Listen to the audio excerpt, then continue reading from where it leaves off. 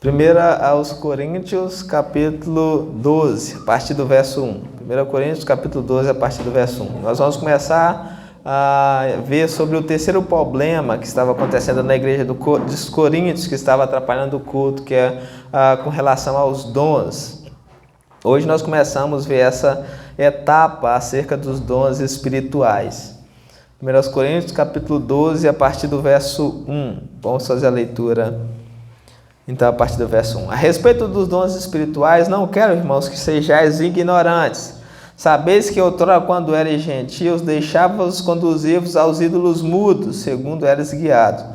Por isso vos faço compreender que ninguém que fala pelo Espírito de Deus afirma, anátema Jesus. Por outro lado, ninguém pode dizer Senhor Jesus, senão pelo Espírito Santo. Ora, os dons são diversos, mas o Espírito é o mesmo. E também há diversidade nos serviços, mas o Senhor é o mesmo. E também há diversidade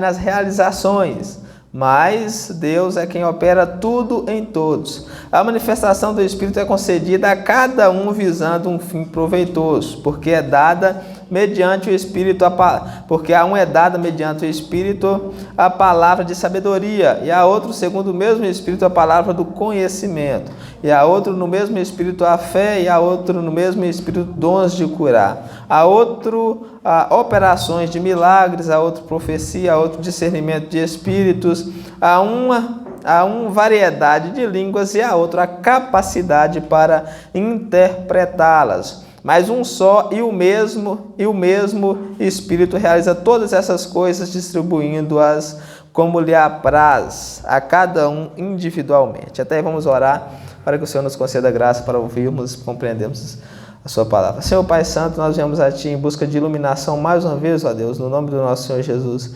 Nos ajude a compreender a Sua palavra, Senhor, essa noite. Nos ajude a entender, nos ajude a ouvir.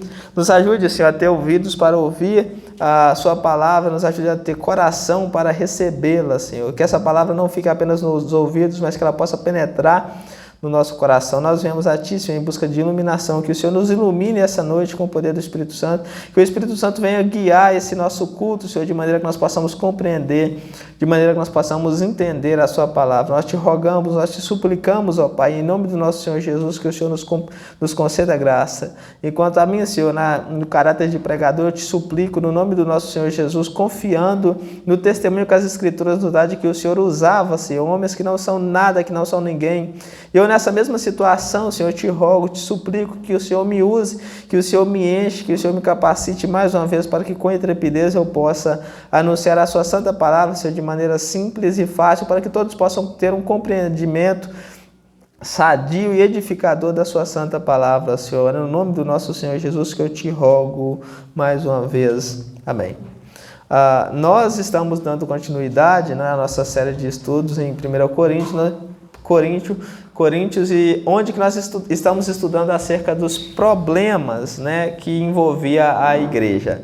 A igreja de Coríntios ela é uma igreja bastante problemática, nós vemos isso no decorrer dos nossos estudos e estamos vendo até hoje. E Paulo ele trata desses problemas aqui na epístola.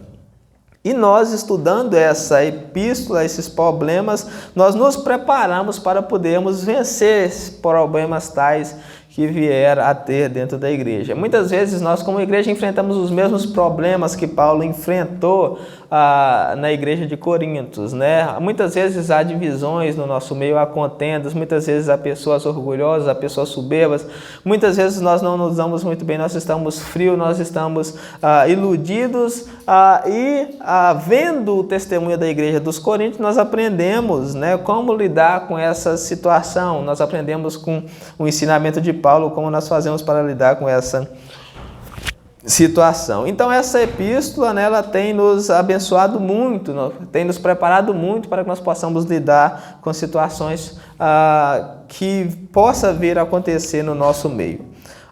Nós estamos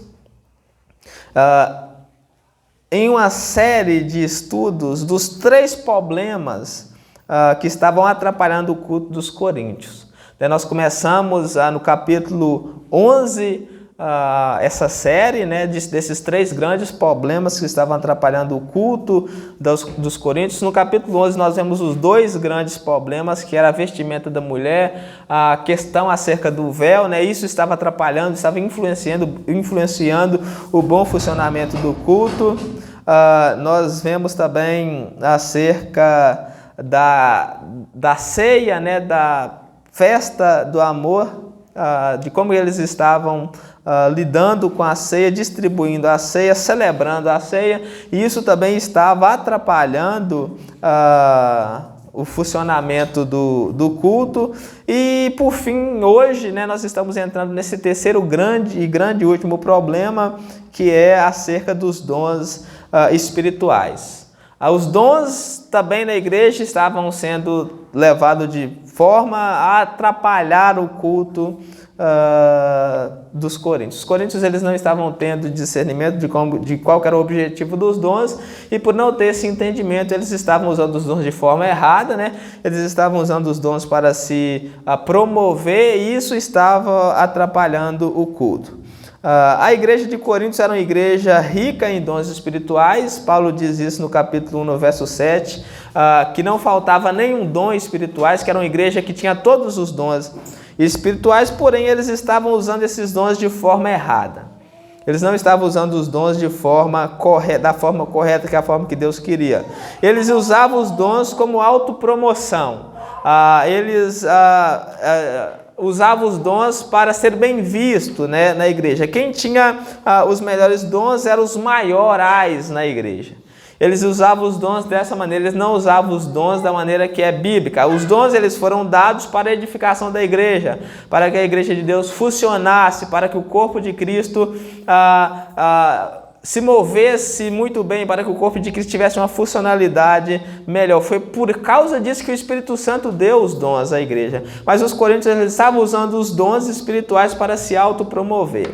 Quem tinha os melhores dons, né, era os maiorais da igreja. Os coríntios eles consideravam o dom de línguas como sendo o maior de todos os dons. Eles, de alguma forma, eles vieram a considerar o dom de línguas como sendo o maior dom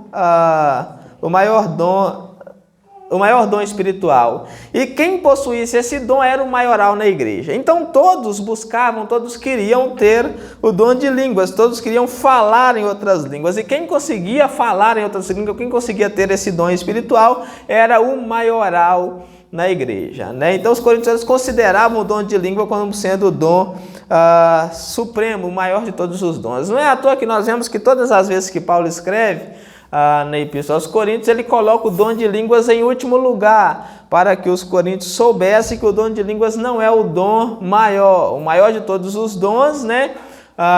Aqui no capítulo 12, no ensino de Paulo, é o dom de profecia, é o maior de todos os dons. Tem a questão do amor, né? As pessoas perguntam, mas e o dom do amor, né? O amor é aquilo que dá validade aos dons. Os dons não significam nada se não forem munidos pelo amor, né? Se não forem regados pelo amor. Sem amor, os dons não significam nada.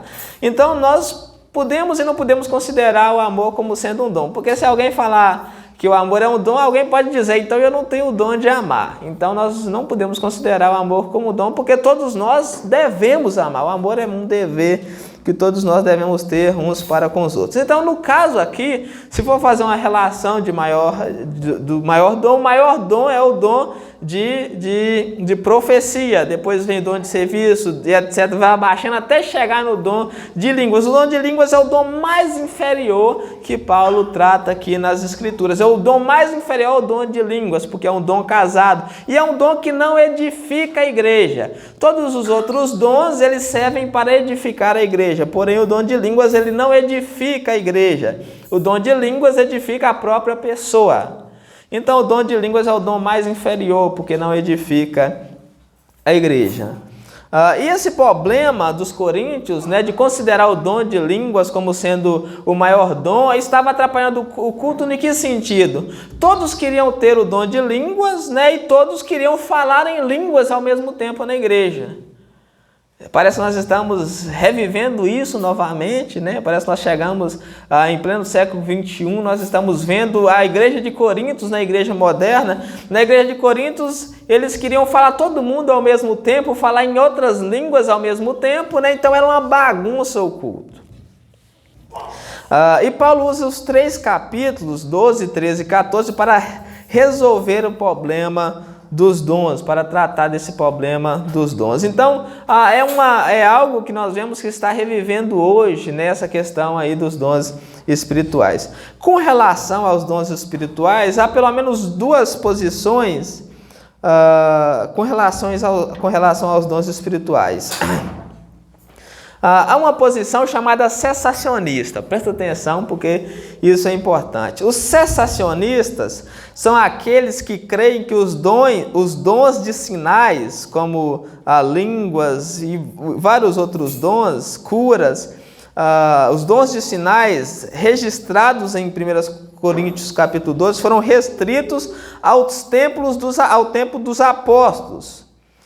Para os cessacionistas, esses dons não são contemporâneos, nem estão mais disponíveis na igreja hoje. Os cessacionistas, eles acreditam que esses dons não estão mais disponíveis na igreja hoje, que esses dons eram restritos à época dos apóstolos. E há os continuistas. Os continuistas, eles creem que os mesmos dons espirituais concedidos pelo Espírito no passado, estão em pleno vigor nos dias de hoje, estão disponíveis nos dias de hoje. Os continuistas, eles são mais pentecostais, são os pentecostais que acreditam que os dons espirituais continuam nos dias de hoje. Nós somos cessacionistas, mas com um porém. Nós acreditamos que esses dons eram limitados à época, era da época dos apóstolos, mas nós sabemos que Deus pode usar pessoas hoje, Deus pode dar o dom de línguas hoje, se Ele quiser Ele pode fazer, mas não é via de regra, nós não vemos. Para que nós disséssemos que esses dons continuam, nós precisamos de ter provas, né? Nós precisamos ver alguém falando em língua e outra pessoa interpretando, nós precisamos ver curas e curas verdadeiras, mas nós não vemos isso nos dias de hoje, então para nós esses dons cessaram. No entanto, se Deus quiser, né, Ele pode conceder tais dons aos homens. Mas para nós, a nossa posição é essa. Nós acreditamos que esses dons cessaram, que eram limitados à época dos apóstolos, mas nós também sabemos que Deus pode fazer o que Ele quiser hoje, né? Se Deus quiser conceder esses dons, algum desses dons a alguém, Ele pode fazer isso, porque Deus pode fazer. Mas não há prova de que esses dons continuam, né, até o dia de hoje. Não há prova de que esses dons continuam, né? Porque nós não vemos mais esses dons miraculosos. O que nós vemos aí é uma imitação do que seriam esses dons. Hoje nós estudaremos acerca dos dons espirituais e a sua importância, é o que nós trataremos hoje. E com isso nós veremos alguns pontos importantes para estudarmos esse texto. O primeiro ponto importante que nós vemos aqui é um contraste entre o antes e o depois da vida do crente. Paulo ele vai dizer aos coríntios que vai mandar os coríntios olhar para a vida deles antes, como que era a vida deles antes, como que deve ser a vida deles agora. Paulo diz aí no verso 1 ao verso 3, Paulo diz assim: porque a respeito dos dons espirituais, não quero, irmão, que sejais ignorantes. Então Paulo começa chamando a atenção dos coríntios para não serem ignorantes com relação aos dons espirituais. Sejam sóbrios, sejam sábios com relação aos dons espirituais. Ele diz: sabeis que outrora, quando erais gentis, deixavam-se conduzir aos ídolos mudos, segundo eras guiados. Por isso vos faço compreender que ninguém que fala pelo Espírito de Deus afirma anátema Jesus. Por outro lado, ninguém pode dizer Senhor Jesus, senão pelo Espírito Santo. Paulo ele vai dizer que os coríntios outrora, quando eles estavam no mundo, eles se deixavam ser guiados pelos ídolos mudos. Porém, uma vez que eles se converteram, eles não mais deveriam ser guiados pelos ídolos mudos. A questão é como que um ídolo guia as pessoas? Como que uma pessoa é guiada por um ídolo mudo? O problema é quem está por trás da idolatria. Quem estava por trás da idolatria Eram os demônios, né? Eram os demônios que estavam por trás da idolatria. E quando aqueles coríntios, quando aquelas pessoas participavam dos cultos de mistérios, né? Havia muitos cultos de mistérios naquela época, cultos a esses deuses pagãos. Quem guiava aquelas pessoas eram os demônios. Naqueles cultos, aquelas pessoas, elas começavam a cultuar e entravam em êxtase naqueles cultos. Eles saíam de si e se apoderava deles um espírito imundo e falava coisas sem sentido. Eles eram guiados pelos ídolos mudos, ou seja, eles eram guiados por quem estava atrás dos ídolos, pelos demônios. Uma vez que eles foram para a igreja, eles não eram mais guiados por esses ídolos, mas pelo Senhor. Só que os coríntios estavam trazendo aquilo para dentro da igreja. E quando eles traziam aquelas experiências para dentro da igreja, algo começou a dar muito errado. Porque quando eles incorporavam algo dentro da igreja, quando eles começavam a entrar em transe, em êxtase dentro da igreja, alguém estava dizendo anátema a Jesus. Quando eles perdiam o sentido, quando eles entravam naquele transe, naquele êxtase, alguém falava que Jesus seja maldito. E Paulo fala que ninguém, né, que fala pelo Espírito Santo diz, como está aí no verso 3, por isso vos faço compreender que ninguém que fala pelo Espírito de Deus afirma anátema Jesus. É impossível alguém que fala pelo Espírito de Deus dizer que Jesus seja maldito. Maldito seja Jesus. É impossível. Então, eles trouxeram algo do mundo para dentro da igreja e não deu certo. Aquela incorporação, aquele transe, aquela prática dos cultos de mistério que eles estavam efetuando dentro da igreja não era algo proporcionado pelo Espírito, porque eles faziam aquilo e naquela ação eles alguém dizia que eles diziam que Jesus era maldito. E Paulo afirma que ninguém que fala pelo Espírito diz isso, né? Ninguém pode dizer isso, quem fala pelo Espírito. Então aquela manifestação ali não era espiritual. Nós aprendemos com isso que há uma separação nítida entre o mundo e a igreja. Nós não podemos ser os mesmos do mundo na igreja. Nós vemos hoje que as igrejas elas trazem práticas, né, de religiões, de feitiçaria, de macumbaria para dentro da igreja. Traz coisas do mundo para dentro da igreja. E nós vemos que há uma separação entre a igreja e as coisas do mundo. Não há espaço para as coisas do mundo na igreja. E nós vemos que há, né, o reteté, o sapato de fogo, alguma coisa dessas coisas aqui. Nós vemos claramente que é a movimentação de terreiro de macumba e as pessoas estão trazendo para dentro da igreja. Era a mesma coisa que estava acontecendo na igreja dos coríntios. A única diferença é que na igreja dos coríntios alguém ali dentro diz que Cristo seja maldito. E Paulo fala, ninguém que fala pelo Espírito Santo afirma uma coisa dessa. Mas nós vemos as mesmas coisas acontecendo na igreja nos dias de hoje. Nós vemos as pessoas trazendo um monte de coisa de fora do mundo para dentro da igreja, pulando e rodando como um louco. Né? E nós vemos que isso não é próprio do Espírito Santo. As pessoas trazem muitas coisas como forró, né, gospel, arrocha, axé, gospel para dentro da igreja. Muitas coisas, né, coloca o nome de evangelho e traz para dentro da igreja. Sal grosso, né, óleo ungido, essas coisas que são usadas em terreiro de macumba, as pessoas estão trazendo para dentro da igreja.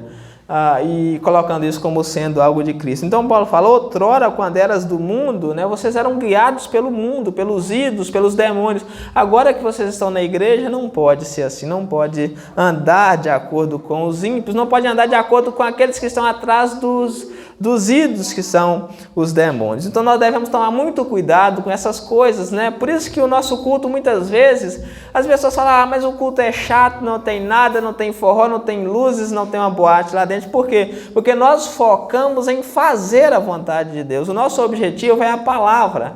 O nosso objetivo é Cristo. O nosso objetivo é cultuar. A partir do momento que nós começarmos a trazer certas coisas para dentro da igreja, o nosso culto deixa de ser um culto a Deus e passa a ser um culto a nós mesmos.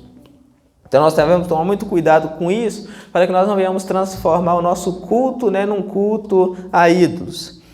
O segundo ponto que nós vemos aqui é a natureza, natureza dos dons espirituais, verso 4 e 6. Paulo ele vai dizer: ora, os dons são diversos, mas o Espírito é o mesmo. Também há diversidade nos serviços, mas o Senhor é o mesmo. Há diversidade nas realizações, mas Deus é quem opera tudo em todos. Os dons espirituais, eles têm origem no Deus triuno. Nós vemos aí, no verso 4 ele diz que os dons são diversos, mas é o Espírito. O Espírito é o mesmo, aqui ele fala do Espírito Santo. No verso 5 ele diz também a diversidade no serviço, mas o Senhor é o mesmo. Nós vemos aqui a segunda pessoa da Trindade, o Filho. E no verso 6, a diversidade nas realizações, mas é Deus, a primeira pessoa da Trindade, o Pai, quem opera todas essas coisas. Então nós vemos que os dons, eles têm origem no Deus triuno, e há uma diversidade nos dons espirituais. Há vários dons espirituais, há várias formas dos dons espirituais serem usados, há várias formas, uma diversidade nos dons espirituais. Porém, é Deus quem distribui a cada um para um determinado serviço. Há uma diversidade de dons e Deus dá a cada um para um determinado serviço, né? Deus ele dá a cada uma pessoa um dom para um determinado serviço. De maneira que a glória é de Deus e não do homem. Por que isso é importante? Porque os coríntios eles estavam querendo a glória que era de Deus para eles. Eles estavam usando os dons espirituais e se gloriando naquilo. Eu falo em língua, eu sou maior, eu sou melhor, eu sou isso e aquilo. Ou seja, aceitando a glória que seria só de Deus. Os dons, eles não são meritórios, ou seja, nós não conseguimos dons pelos nossos próprios métodos. Os dons é uma ação da graça que Deus dá a cada um. Tudo que nós temos, todo o talento que nós temos é para a glória de Deus. Se Deus concedeu um dom a cada um de nós, é para a sua glória, é para o bem da sua obra. Cada dom que Deus nos concede é para a sua glória, para o bem da sua obra e não para a nossa glória. Eu não posso me gloriar naquilo que me é concedido de graça e não posso me gloriar no dom, nos dons. Se Deus me concedeu o dom de louvar, esse dom é para a glória de Deus, é para a edificação da obra de Deus. Quem tem o dom de louvar tem que empenhar para que a obra de Deus para que a obra de Deus avance, porque foi com esse objetivo que o Espírito Santo dá os dons, para que o corpo funcione. O corpo é a igreja, o corpo de Cristo. Quem tem o dom de pregar também deve empenhar para que esse dom edifique a obra de Deus. Quem tem o dom de serviços, né, de ajudar, de limpar, de fazer qualquer coisa, tem o dom de ajudar na obra de Deus, de edificar a obra de Deus. Quem tem o dom de contribuir, são muitos dons, são diversos dons, são variados dons. E todos esses dons têm como objetivo a edificação da obra de Deus, de ensinar. E todos esses dons, eles são para a glória de Deus. Não há motivo para a glória do homem. O homem não deve se gloriar, porque os dons são para a glória de Deus. Os dons são dados, há uma diversidade de dons, todos para a glória de Deus e para o bem da sua obra. O terceiro ponto que nós vemos aqui é o propósito de Deus para os dons, no verso 7. A manifestação do Espírito é concedida a cada um visando um fim proveitoso. Olha aí para que os dons, olha o objetivo dos dons, olha o propósito dos dons. Os dons são dados a cada um para um fim proveitoso.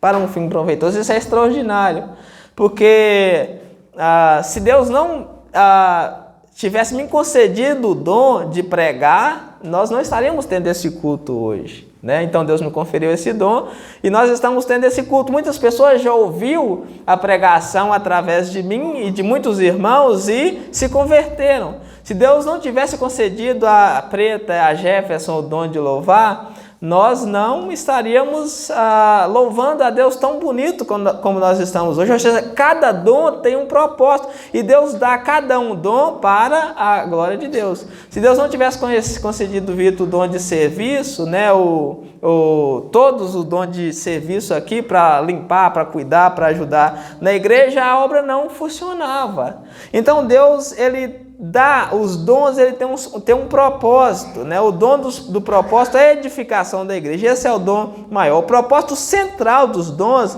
é o bem da igreja. O propósito central dos dons é o bem da igreja. Se Deus dá o dom de exortar para alguém, é porque muitos irmãos precisam, né, de ser exortados, de ser animados para continuar na igreja. Se Deus dá o dom de contribuir para alguém, é porque aquela pessoa tem condição de contribuir com a obra para que a obra possa avançar. Né? Se Deus dá o dom de misericórdia, é porque aquela pessoa precisa, que tem muitas pessoas que precisam disso. Ou seja, todos os dons, eles têm como objetivo a edificação da igreja e não a glória própria. E não a própria glória do ser humano. Ou seja, de maneira que quem tem um dom, aquilo não é mérito dele, e sim de Deus. Né? Porque nós vemos que quando Deus nos concede um dom, nós fazemos coisas que nós ficamos impressionados. Eu mesmo nunca imaginei que eu teria coragem de falar em público. Né? Porque, como se diz, né? Quem sai de um buraco, né, da roça, como falaria para muitas pessoas ouviriam, mas eu sei, eu reconheço, eu acho que é um dom de Deus. É um dom que Deus dá, não vem de mim, eu nunca teria coragem, uma pessoa que mal tinha coragem de conversar, uma conversa com qualquer pessoa, poder pronunciar a maior mensagem de todo o universo, né, que os anjos prescrutam, saber é mesmo a graça de Deus. Então os dons, eles têm como propósito central o bem da igreja.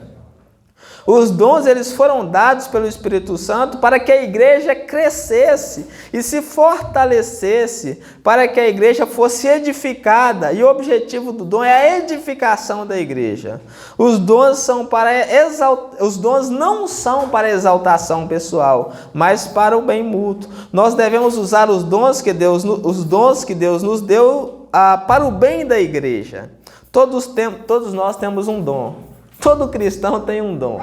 Né? Isso aqui é muito importante porque muitas pessoas podem dizer, eu não tenho, né? Eu não tenho dom.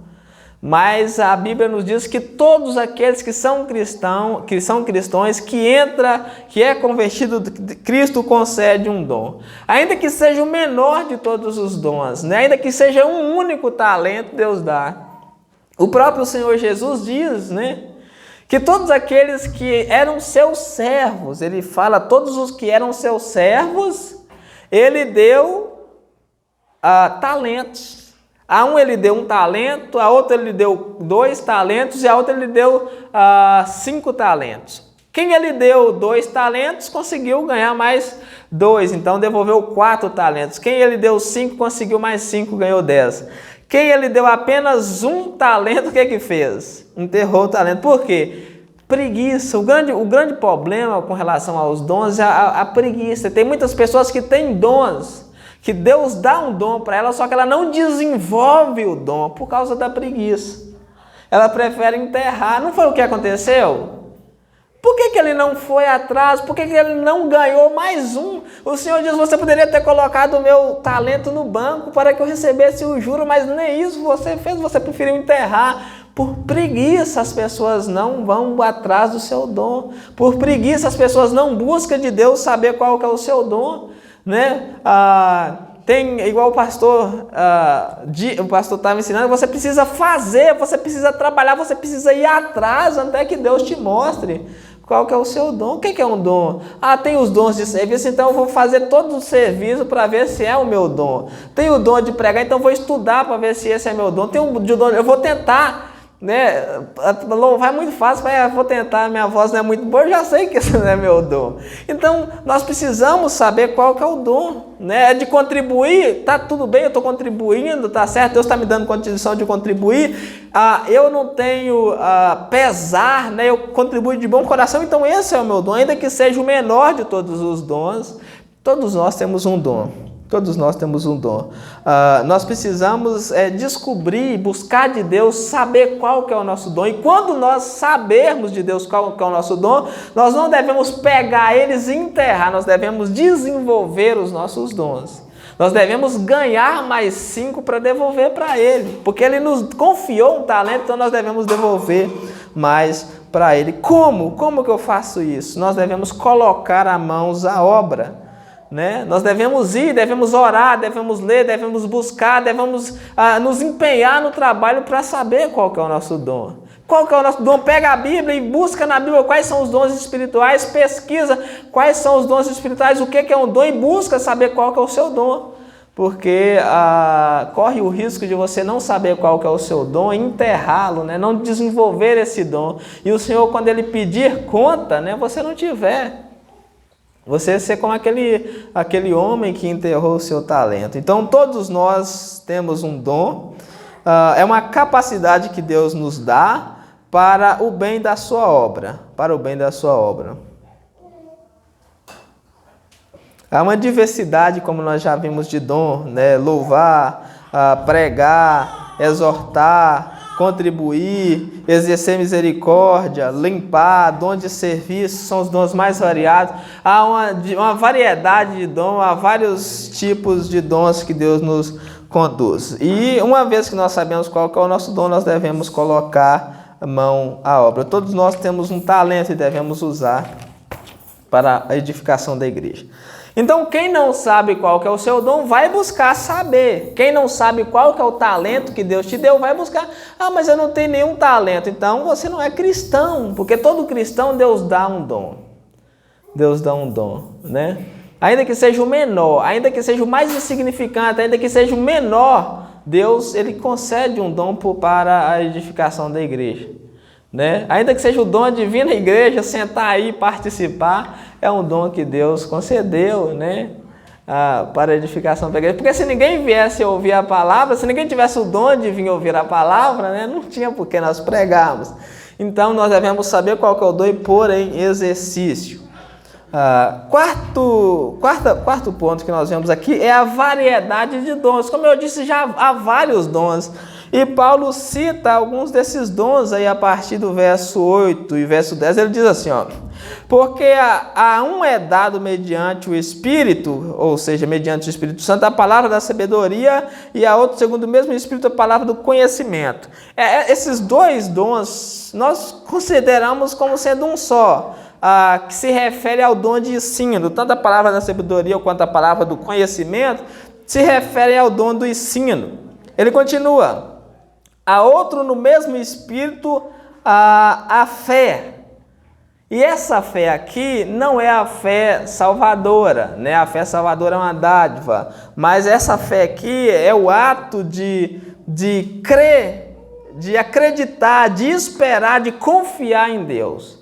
Essa fé é um dom que Deus dá. Aquela pessoa que tem aquela confiança, aquela pessoa que espera, aquela pessoa que tem aquela convicção no Senhor. Esse é um dom, não é a fé salvadora. A fé salvadora ela é dada a todos, enquanto que esse confiar também deveria ser, mas há pessoas que têm esse dom, que conseguem exortar, que conseguem animar as outras pessoas também a confiarem cada vez mais de Deus. Ele continua ainda no verso 10, no verso 9, há outro no mesmo Espírito dons de curar. Né? Há também o dom de cura, mas nós vemos que esse dom de cura parou, né? Foi limitado aos apóstolos, restrito aos apóstolos. Mas até hoje Deus pode curar e cura muitas pessoas, né? Pela oração da fé.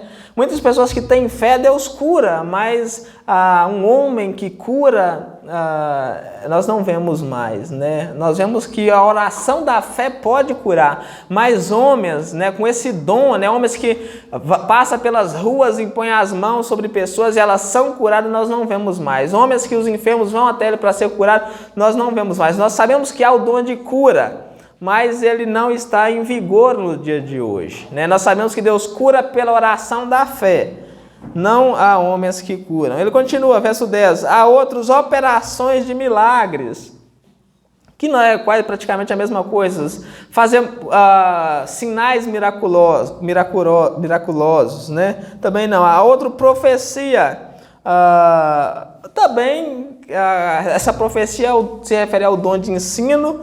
A outro, discernimento de espíritos. E esse discernimento de espírito aqui, não acredito que seja saber qual que é um espírito imundo, etc. e tal. Esse discernimento aqui se trata do espírito humano, o discernimento do espírito humano, ou seja, Paulo diz que quando um estiver pregando, os outros devem julgar. Esse dom de discernir espírito, ele julga as pessoas para ver qual é o espírito que fala, se é o espírito da carne ou se é o espírito de Deus, algo relacionado a isso. É uma variedade de línguas, é o último aqui da lista, e a capacidade para interpretá-las. Então, o último dessa lista que Paulo coloca aqui é a variedade de línguas e a capacidade para interpretá-las. Eu só gostaria de ressaltar aqui que essa variedade de línguas não é, como nós vemos no nosso meio hoje, a língua dos anjos, porque nós acreditamos que o dom de línguas, né, a Igreja Reformada, de acordo com a Bíblia, ela acredita que o dom de línguas é o dom de idiomas e não o dom de língua dos anjos. Como é ensinado na igreja pentecostal. Então esse dom de línguas aqui é o dom de falar outros idiomas. Por isso que há necessidade de interpretação, porque quem fala chinês, alguém precisa interpretar o chinês que fala. E nós vamos ver isso no decorrer do nosso estudo aqui nesses capítulos. Principalmente no capítulo 14 nós vamos estudar um pouco mais acerca desse dom de línguas, né? Porque no nosso meio que nós vivemos hoje, o dom de línguas hoje, no meio pentecostal, é o dom de falar a língua dos anjos, né? De acordo com a interpretação de 1 Coríntios capítulo 13, é um dom de falar a língua dos anjos, só que nós sabemos que ali não se trata disso. Então, esse dom de línguas aí é de idiomas, e também tem que ter a capacidade de interpretar. O dom de línguas, ele é o único dom casado, né? É o dom mais inferior, porque é o dom casado, ele só pode ser feito na igreja, ele só pode ser realizado na igreja se tiver alguém interpretando. E também ele não é para edificação da igreja, mas para edificação própria. E por fim, que nós vemos aí a sabedoria do Espírito na distribuição dos dons. Verso 11. Mas um só e o mesmo Espírito realiza todas essas coisas, distribuindo-as como lhe apraz, a cada um individualmente. Ou seja, é o Espírito Santo que realiza tudo. É o Espírito Santo que faz todas as coisas. É o Espírito Santo que distribui todos os dons a cada um segundo lhe parecer melhor. Então, para que a igreja seja edificada, para que a igreja para que a igreja cresça, para que a igreja seja adornada e espere Cristo, os dons são dados a cada um. Eu gostaria de finalizar com duas observações rapidamente. Primeira observação aqui é que os dons espirituais, eles não são aferidores de espiritualidade. Os dons espirituais, eles não são aferidores de espirituais. Os coríntios, por exemplo, eles eram cheios dos dons espirituais, mas eles eram crianças espirituais. Não significa que a pessoa tenha dons espirituais que ela é uma pessoa grande espiritualmente, que ela é uma pessoa santa, né? Ou seja, dons não significa santidade. A igreja de Coríntios, ela tinha todos os dons espirituais, mas era uma igreja com caráter baixíssimo, uma igreja que deixava muito a desejar no que se refere à santidade. Na igreja de hoje, na igreja pentecostal, nós vemos que os santos são quem fala em línguas, né? Aqueles que são batizados com o Espírito Santo, mas nós vemos que dons não significa santidade, porque os coríntios eram para ser os mais santos da face da terra, dado ao tanto de dons que tinha na igreja, mas nós vemos que eles são chamados por Paulo de crianças em Cristo, né? de carnais. Paulo chama eles de carnais, porque eles não estavam se santificando. Aí a segunda observação é que o dom de línguas não é evidência do batismo com o Espírito Santo. Na igreja pentecostal hoje, o ensinamento é de que uma pessoa só é batizada com o Espírito Santo se ela falar a língua dos anjos, se ela falar em outras línguas. Nós vemos que isso não é verdade. A evidência do batismo com o Espírito Santo é o ser uma nova criatura, é o arrependimento, é a transformação da vida, não é o falar em línguas. Porque muitas pessoas falam em línguas, mas não nasceram de novo, né? Muitas pessoas dizem falar em língua, mas não é salvo. O Espírito Santo, ele é dado no ato da conversão. Quando a pessoa se converte, crê no Senhor Jesus, o Espírito Santo desce para habitar com ela, para guiar ela nos caminhos do Senhor. Amém? Glória a Deus. Vamos orar então e agradecer a Deus por mais essa oportunidade. Senhor Pai Santo, mais uma vez nós viemos diante de Ti, em nome do nosso Senhor Jesus Cristo, te agradecer por mais essa oportunidade que o Senhor nos concedeu de podermos estar todos reunidos nesse local para louvar o Seu santo nome. Muito obrigado por tudo, ó Deus, que o Senhor tem feito nas nossas vidas. Muito obrigado pela Sua graça, pela Sua misericórdia, pela Sua paz. Muito obrigado pelos Seus ensinamentos, ó Deus. Muito obrigado pela Sua palavra que o Senhor tem nos concedido. Eu te rogo, ó Deus, que essa palavra ela venha penetrar nos nossos corações e que nós possamos viver, Senhor, para a honra e para a glória do Seu nome, para que nós possamos viver para Ti, Senhor, para fazermos a Sua santa vontade. Eu te peço e te agradeço desde já, em nome do nosso Senhor Jesus Cristo. Amém.